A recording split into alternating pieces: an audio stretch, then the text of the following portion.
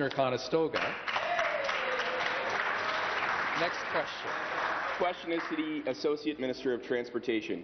Since the federal government imposed the carbon tax, people in Ontario have been paying more for everything. Residents in my riding of Kitchener-Conestoga tell me that they are finding it more difficult to keep up with the rising cost of groceries and gas. Speaker, at a time when many Ontarians are already struggling with high inflation costs, they should not have to worry about being able to drive where they need to go. Unlike the opposition NDP and independent Liberals, our government will continue to advocate for Ontarians and ask the federal Liberals to put an end to the carbon tax. Yeah. Speaker, can the minister please explain what impact the carbon tax is having on transportation needs of Ontario families? The Associate Minister of Transportation.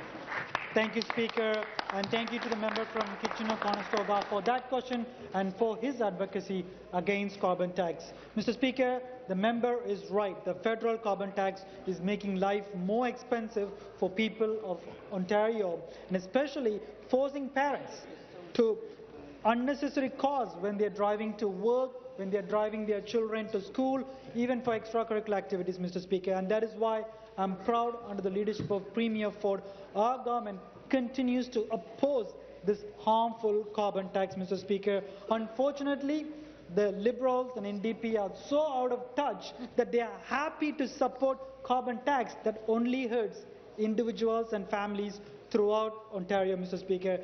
Keep doing what they're doing best, Mr. Speaker. They are saying no to any measures that provides financial relief to Ontarians. Speaker, they said no to 418 and 412 toll zones, Mr. Speaker. They don't want commuters to save $300 on 418 toll, and they don't want $150 saving on 412 tolls, Mr. Speaker. Our government will continue to stand up to keep costs down so that Ontarians can keep more money in their pockets where it belongs. That's a good place for it. Supplementary question. Well, thank you, Speaker, and thank you to the Associate Minister for that answer. And I will say it is disappointing that the opposition NDP and independent Liberals continue, and I will say continue, to ignore their constituents and support a tax that only hurts the hard-working people of Ontario. The reality is that the carbon tax is leading to soaring fuel prices that makes life unaffordable and difficult for everyone. And, Mr. Speaker, if you can believe it, the federal Liberals are planning on raising this tax 23% on April 1st. It's a cruel joke, Speaker.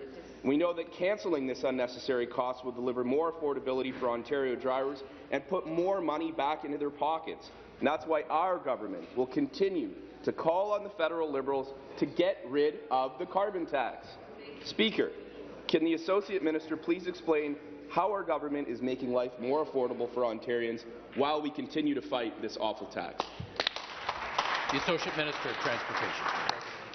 Thank you, Speaker. Drivers across our province want federal Liberals to get rid of this carbon tax. The carbon tax only serves to punish individuals and families in Ontario by driving the cost up for food, transit and everyday essentials, Mr. Speaker.